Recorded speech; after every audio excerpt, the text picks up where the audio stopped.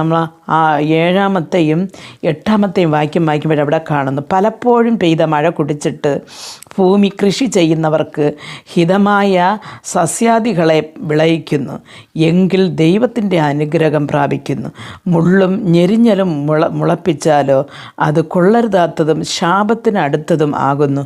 ചുട്ടുകളക അത്രേ അതിൻ്റെ അവസാനം എന്ന് പറയുന്നു. പ്രിയ ദൈവമക്കളെ, വല്ലപ്പോഴും പെയ്യുന്ന മഴ കൊണ്ട് ഭൂമി നല്ല ഫലം കൊടുക്കുമ്പോൾ ആ ഭൂമി യഹോവയാൽ അനുഗ്രഹിക്കപ്പെട്ടിരിക്കും.